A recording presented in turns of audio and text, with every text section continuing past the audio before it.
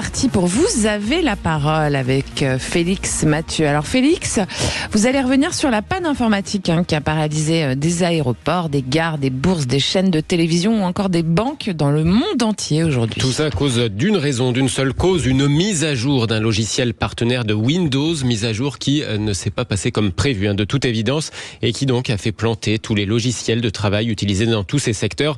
Alors selon les toutes dernières nouvelles, finalement, ce soir la cause a pu être identifiée, un correctif envoyé. On va voir dans la soirée, final, si tout rentre dans l'ordre. Pour en parler, nous sommes censés être avec un spécialiste des questions de cybersécurité.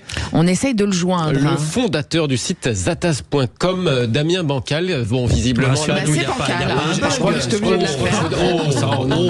Le jeu de mots. J'allais vous dire que peut-être que le standard ou le système téléphonique de Monsieur Bancal fonctionne sur Windows et ce qui illustre quelque part le sujet dont on est censé parler. On va faire un petit tour des vraies voix du coup. Oui, parce que je crois que René Chiche a été directement touché dans son entreprise. Ce matin. Alors, je ne sais pas si c'est Anne-Lorraine aussi, parce qu'elle est en presse écrite comme nous. C'est ma cyberattaque.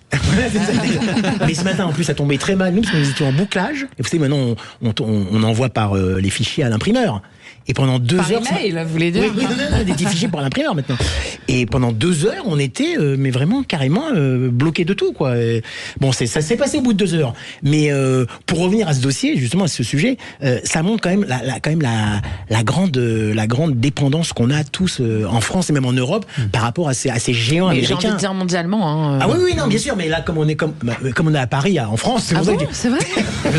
C'est vrai que ça montre la grande. Et je comprends pas qu'on n'ait pas encore de géants qui puissent comme ça concurrencer tous ces Microsoft, Apple, pour qu'on dépende un peu moins d'eux, quoi, parce qu'on s'en rend compte qu'on dépend d'eux, même nous, dans notre vie quotidienne, en fait. Anne-Lorraine Rousseau, le moins qu'on puisse dire, c'est qu'on est quand même un peu dépendant complètement. Complètement, mais c'est ce que vous disiez, je pense que c'est ce qu'on se rend compte tous de ça. Après, on peut relativiser aussi en se disant que ça arrive pas tous les 4 matins non plus. Oui. À voir après ce qui s'est vraiment passé, si c'est le blocage d'une journée, bon... Heureusement, ce qu'on disait tout à l'heure, heureusement, c'est pas en plein JO avec les duplex de télé et tout le bazar et toute la sécurité à mettre en place. Dans une semaine pile, ça sera la cérémonie d'ouverture. Donc on espère qu'il règle le problème, mais oui, c'est certain. Mais après, qu'est-ce qu'on peut y faire? On est tous dessus, on est tous Apple, Microsoft. Joseph Touvenel. Ça devrait nous appeler à plus de modestie. On entend des gens qui nous disent depuis des mois qu'ils ont la capacité de faire un surhomme, un homme augmenté, etc.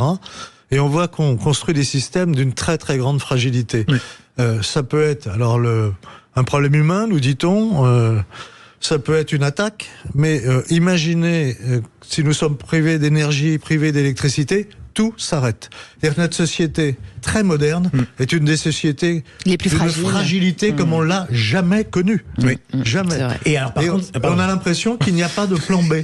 On a l'impression que, on laisse faire, on se dit, pour le moment ça tient, pour le moment ça tient, jusqu'au jour où ça ne tient pas. C'est une belle approche philosophique. Et si jamais ça ne tient plus, qu'est-ce qu'on fait? Et on rentre chez nous, on fait une sieste. On fait du feu. René Chiche rentre chez lui, sauf s'il a pris une maison tout automatisée. Qu'est-ce que vous voulez dire?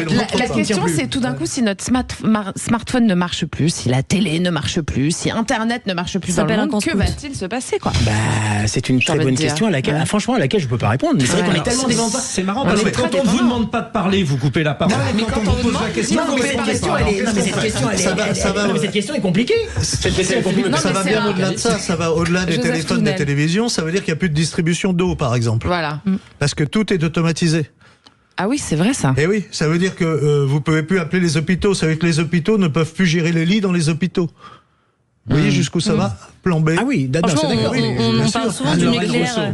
On parle souvent du nucléaire, de l'arme nucléaire en guerre, mais je pense que ces attaques où on coupe toute l'électricité, où on coupe tous les réseaux... Franchement, je pense que c'est ça qui peut faire beaucoup plus mal à une population. Une bombe, quoi. Qu'une bombe, je pense. Ça peut être une idée. Bon, moi, ça tue moins.